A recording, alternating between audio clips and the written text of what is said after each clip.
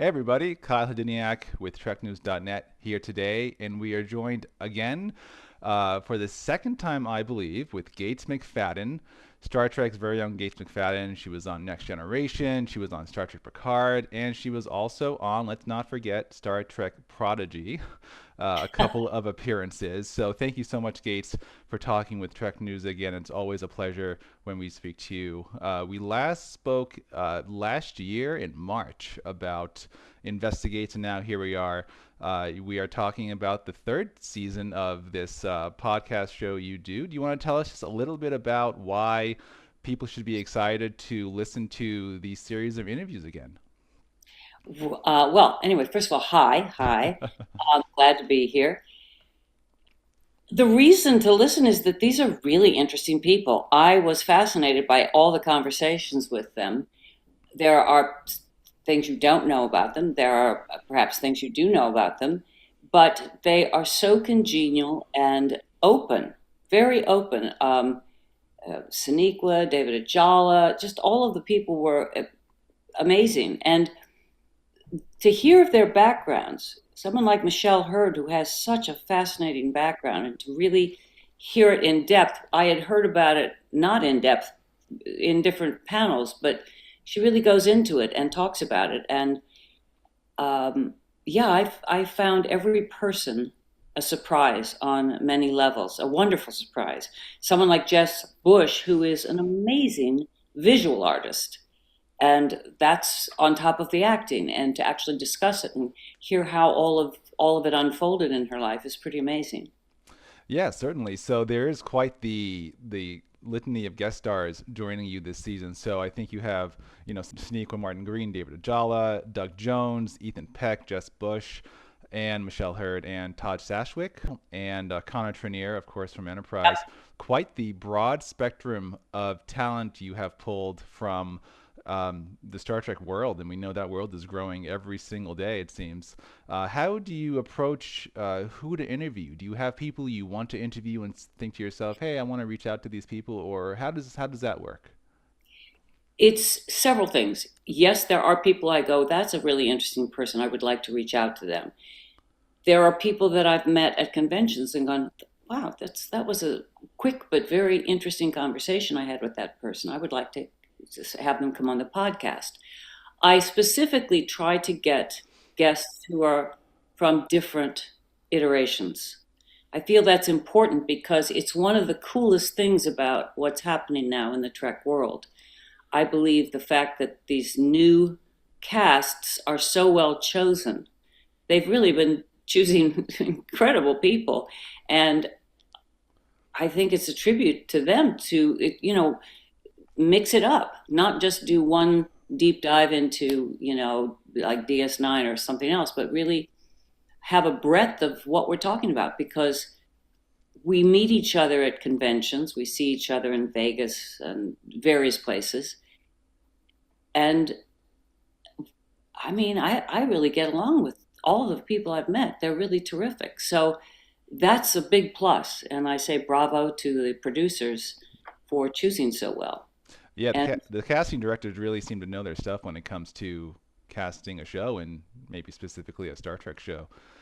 Um, so I'm assuming because you seek the breadth of Star Trek experience that you've now, by this point, probably seen at least a few episodes of each show. yeah, well, absolutely. Yeah. Absolutely. Do you have a favorite of the modern Star Trek shows? Does one really stick out to you in your mind?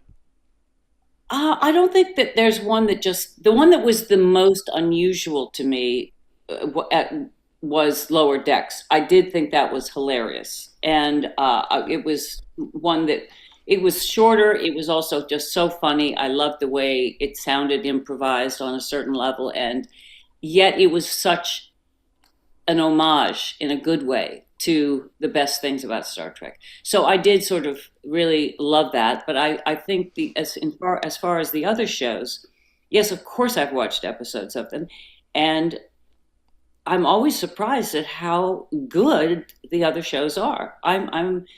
There's nothing that I've watched that I've gone, well, that's really, why would they put that in? It's they each have their own.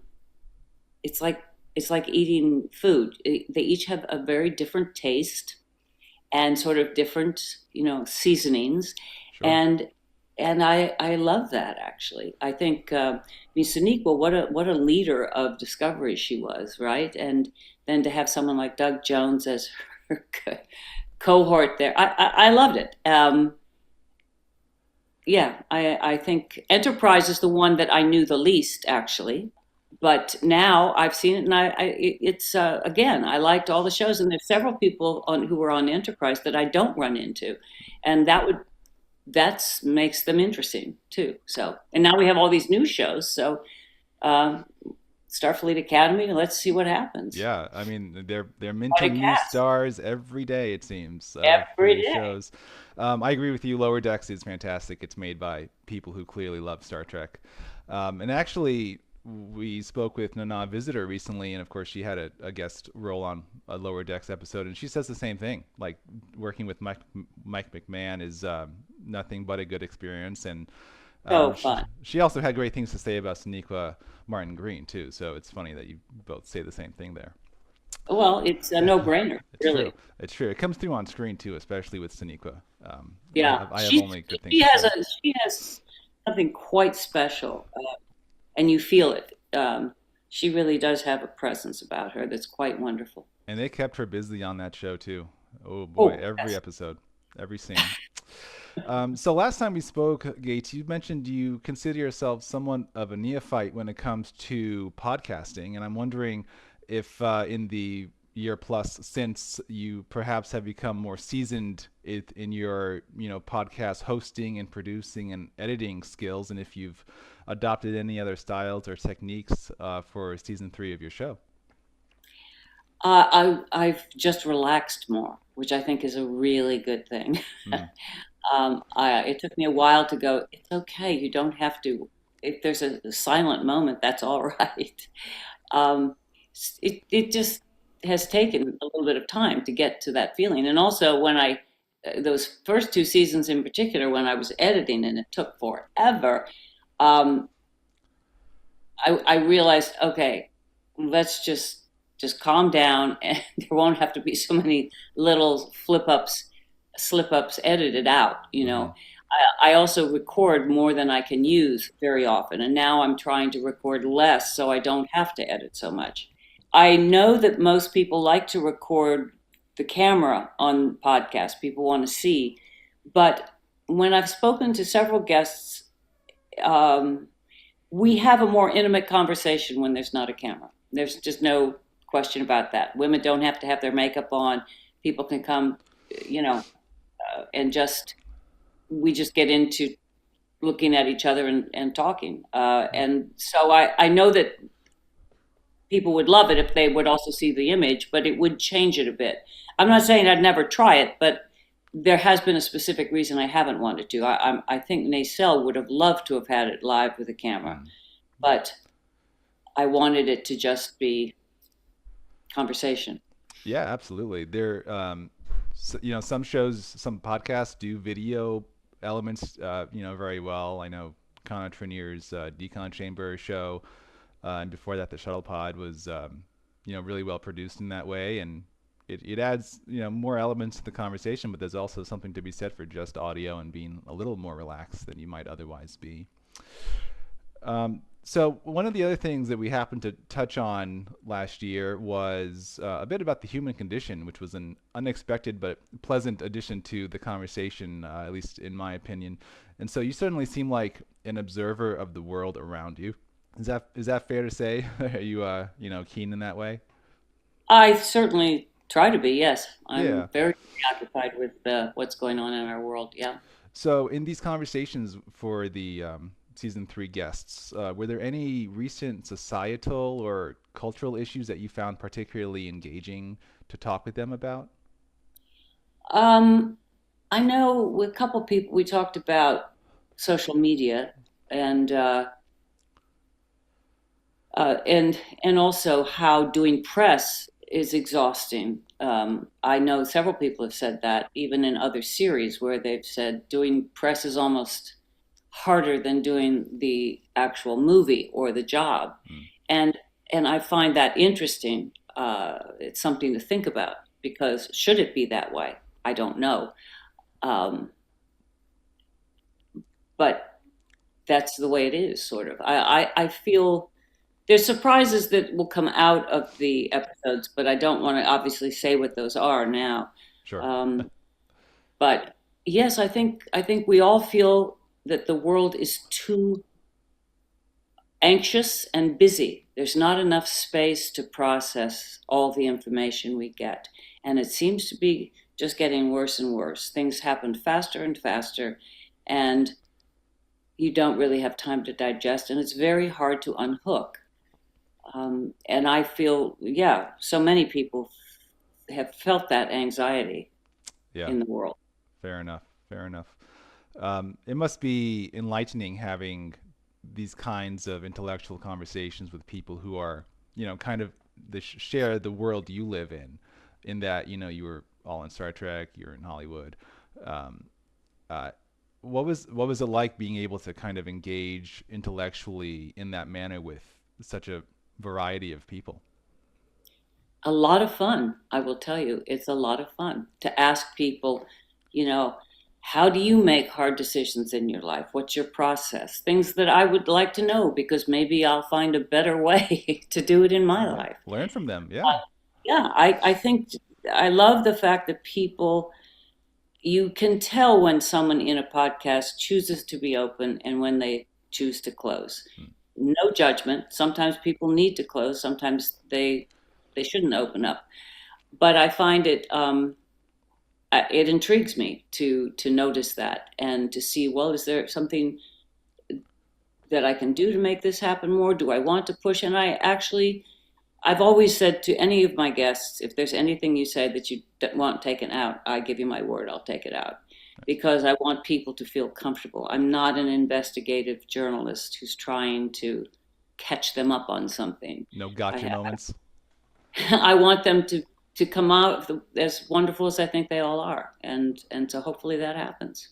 They're all very different people, and surprise, obviously not a surprise. And the only one who tends to bore me is myself. Well, I'm sure you were not boring to any of them, I'm sure. Well, I don't know. Maybe I was.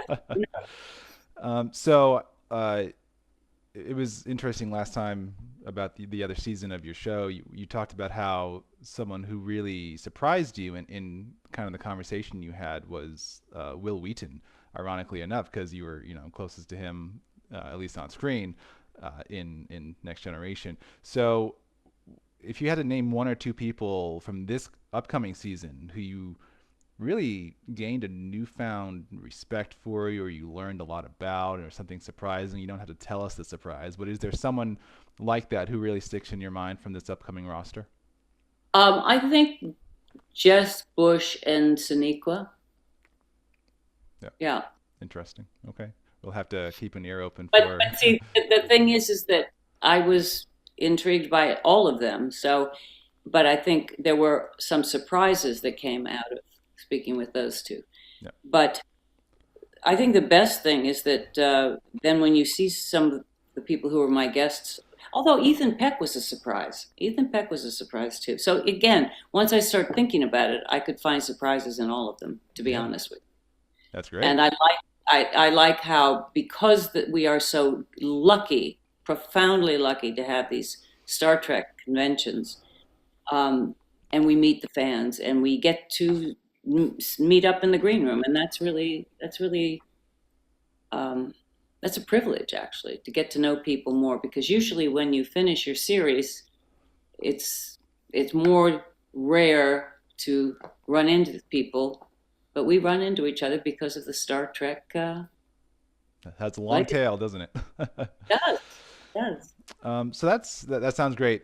We're looking forward to seeing what InvestiGates has in store for us for a third season. Are you already thinking about a fourth season? I haven't been thinking about it yet, but I do know there's people I'd love to do a podcast with. I mean, I haven't thought of it in terms of season, but Sure. there's people who are really interesting to me, and I'd love to have conversations with them. Yeah, and like we said, there are plenty to choose from There are. nowadays. Cool. So, if you don't mind, Gates, let's just get to a couple questions more generally about Star Trek before you have to head out. So, now that we are some time removed from the end of Star Trek Picard, and I know we were not that far removed. I don't think we had yet hit the end during our last interview, but now we have some time to think about it. What an awesome season it was. So, how do you feel looking back now on Beverly Crusher's overall journey? And what do you hope her legacy will be in the for the next, 25 years or more? Wow. I don't know. I I really just had a wonderful time. I loved the fact that I have two sons, not just one. I would have loved to have had them both together. Like when we did the cruise, we did Beverly the Crusher the Crusher Family Comedy Hour. We did that on the Oh my cruise, God, that's and it was funny. very funny. We improvised. It was because they're really great, and we get along, and it's funny. Uh, to think about the sibling rivalry or whatever's going on. It's funny. Yeah. And so I would love to, at some point, who knows? Who knows? That would be fun to have them and have us in a sort of familial situation and see what that's like We with two different dads. we had a hint, an ever so slight hint of that in Prodigy, where you had Jack and That's, Wesley and Beverly be in the same room. I Um, loved that scene. Wasn't that nice? yeah, what a nice that actually that whole last episode of that season of Prodigy, the way it tied into Picard was really cool, really unexpected. Yep. Yeah. Yep. Well, I know that Mike in Lower Decks, they were thinking of doing something as well, but that it got canceled. But mm, which I'm so sorry because I loved that show. it must live on someplace else. It has to. It's got to. It's just so clever. It's so clever and wonderful. And the way they did the live action tie-in with Strange New Worlds was also really cool with Lower I think so Decks. too. I Yeah. think so too. I mean, so many cool things going on. So I don't know. I don't have. I sit there and ponder the thoughts. I think I just hope that the character will provide a strong female role model. Um, that's which I feel is there in all of the characters. So we're all strong role models, and it's up to all these new generations to pick up the ball and run with it. I think so. I think so. Well, thank you so much, Gates. This has been a pleasure. Is there anything else you want to note for our viewers about the upcoming season before we go? No, but we could also. I know it's probably going to be edited out, but I am playing Mother Escante in the Marvel series X-Men '97, and we've just done season. Really? Yeah, and I love it. Wow. Okay. Cool. Yeah, Was that character in the first season of that of '97 or? yeah, I was the cliffhanger kind of. Oh, okay. Okay. I have Yeah, seen that, but I did not know that you. yeah. Wow. Okay. I'll have to go back now and watch where you show up. That's really cool. Wow. Yeah, Bouncing from Star it's Trek. a very cool character. It really is a cool character. I'm actually so thrilled to do it. I'm having a blast. Very cool. Well, we will certainly keep an eye and ear out for you in that show. Cool. Well, Great. thank you so much, Gates McFadden. It's been a Thank you. pleasure. Yeah, take care. Okay. Bye bye.